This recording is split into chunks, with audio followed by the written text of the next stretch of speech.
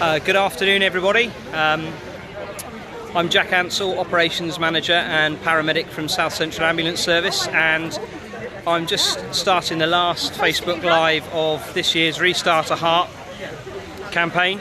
Restart a Heart Day is tomorrow, and you've heard earlier today from my colleague Dave Hamer, who gave a live CPR stream this morning. Hopefully people found that useful, and hopefully you found it useful throughout the week, learning about the importance of knowing how to do CPR and how to use a defibrillator. We've been today down in Portsmouth and we've had a great morning teaching many members of the public how to do CPR. We've been teamed up with Portsmouth University, with St John Ambulance and with Portsmouth City Council, and I'm now joined by Rob Isherwood, who leads the paramedic course at Portsmouth University, to tell us a bit about what we've been up to today. Hello Jack, and hello there on South Central's Facebook. So I am a paramedic by trade. I now teach at the University of Portsmouth, and we're here today working with South Central, working with St John Ambulance and working with Portsmouth City Council in trying to raise awareness ready for International Restart Heart Day tomorrow, 16th of October. It's held every year, but as a university we wanted to engage with the city a little bit more. So we're trying to do some practical things so that we can get out there and help the members of the city of Portsmouth, the people who live in the city of Portsmouth, to try and do something that will make an absolute difference to people's lives.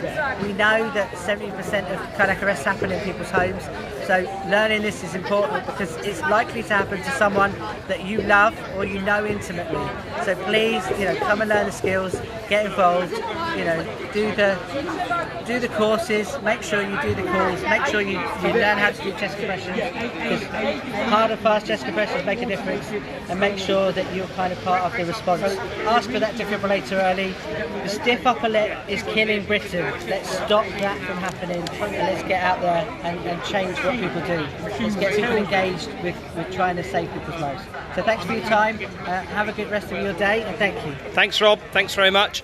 We're also really lucky to be joined here today in Portsmouth by not one but two cardiac arrest survivors. So David Jeffrey, you heard earlier in the week on an interview I did with him last year, but only this week we've been in touch and made contact with another cardiac arrest survivor who collapsed in Hampshire, and thanks to CPR and the use of a defib and bystander CPR, she's here today, and she's not actually told her story to anybody before. So we're really privileged to have Claire here, who's going to tell us about her story and about why it's so important to learn CPR and to be the person that makes a difference. Thanks very much, Claire. Hi. Hello. Nice to see you. Thanks very much. Would you like to tell us a bit about your story, please? Sure. Yeah.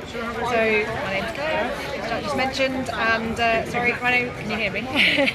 My name's Claire. I'm 36 years old, and I suffered a cardiac arrest in May this year. So 5 months ago today, in fact, during a boot camp training session on my local recreation ground. Everything was normal, did a short warm-up, went for a short run, and sadly dropped dead in front of my teammates. I was very fortunate that, as Jack just mentioned, the team around me were professionally trained. There was two anaesthetists, an emergency nurse, a practitioner and a GP, as well as a passing paramedic who came and performed CPR. So I was very lucky that it happened where it did. But I might not have been that lucky. I was training for the Three Peaks. Had I been up Scarfell Pike at the time, I wouldn't be here telling this story. So get your CPR training refreshed, or indeed seek it out for the first time, and find out where your nearest defibs are. Brilliant, thank you very much. And I know it was 5 months ago today it actually happened, so thanks so much for coming down and being able to talk to us and talk to members of the public about why it's so important. What's your message to anybody that isn't sure about how to do CPR or doesn't know how to do it? What would your message be to them? Don't be nervous. If somebody presents themselves in front of you needing it, then just go for it. Whatever you can do can help. Better than doing nothing, for sure. And as I said, try and seek out some training. If you're in an emergency situation, just don't be afraid, do what you can, and then you'll know you've done the best you can. Brilliant. In any sort of situation. Brilliant, thank you very much. That's really good of you. And David, what are your thoughts on today and how things have been going during the week? I think today's been really good. I think the training we've done, the number of people we've managed to train here is excellent. Hopefully people will be taking these skills away and be prepared to intervene if they see someone who's had a cardiac arrest.